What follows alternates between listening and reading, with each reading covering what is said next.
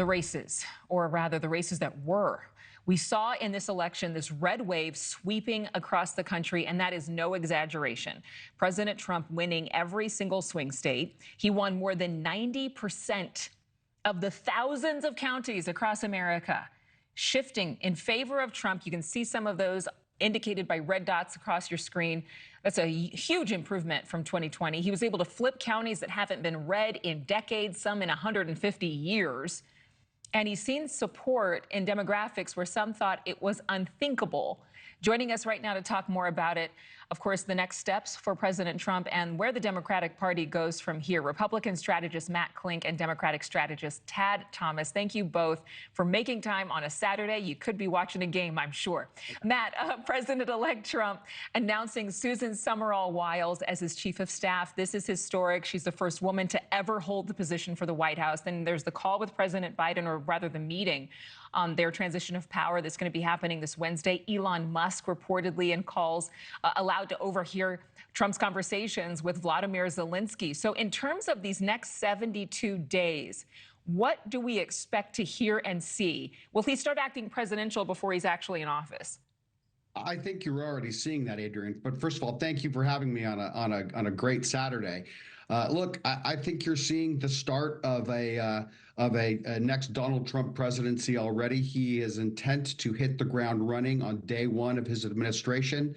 I would imagine that his newly named chief of staff, who was the architect of his brilliant campaign, is going to be the enforcer in the White House, and that Trump is really going to hit the ground hard with probably a lot of executive orders. And if the trend continues, he'll hopefully have a House and a Senate to support his clear mandate from the American people. In terms of that mandate, you know, Democratic governors, the likes of Tim Walz, the former running mate to Vice President Harris of Minnesota, Gretchen Whitmer of Michigan, and others, including Governor Pritzker here in Illinois, they're vowing to essentially protect citizens from the Trump administration, saying that, you know, any attacks on residents there, they will meet with, of course, those governors.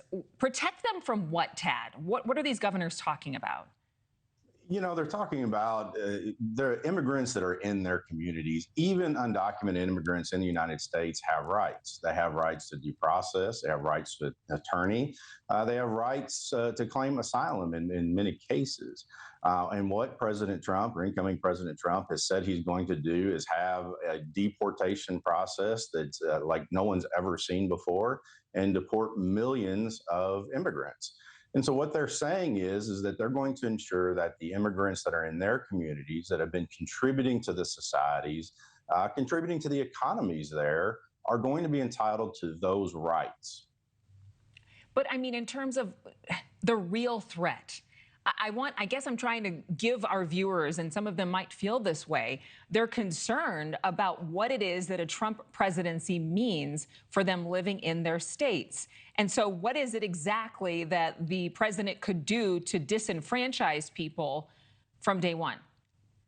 Let me give you an example. What we don't have is we don't have a system where a police officer can just suspect that someone is an undocumented immigrant, go arrest them, and take them to the border and drop them off. There is a process before you can deport someone, and immigrants to the United States, documented and undocumented, are entitled to those due process rights. And so what the governors in those states are going to do is ensure that, to the extent they can, as state officials controlling state law enforcement and state attorneys general's offices, to ensure that those citizens and non-citizens in their states get those due process rights. Okay, so this is about sanctuary cities and sanctuary states. Matt, do you think that there is a point here, or is this a big reason why President Trump, President-elect Trump, was reelected?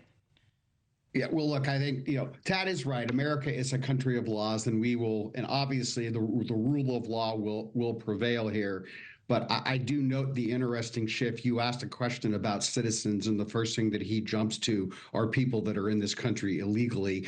And I think that the governors, even in the reddest of, or the bluest of blue states, the mandate, the spread in Ohio and the spread in New York State, and was not what it was in the past.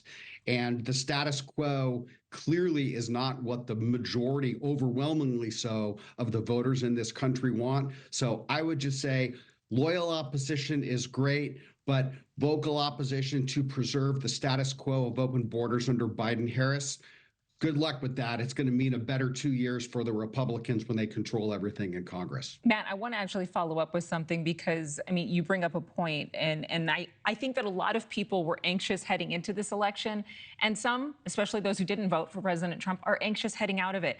The American Psychiatric Association says anxiety among Americans and among adults is way up. I mean, almost half of Americans report having anxiety. You go back to, say, 2018, there was like 15% of people felt anxious. So what do you think, Matt, in terms of what President Trump needs to do intentionally to message to people that he really is the president for all Americans?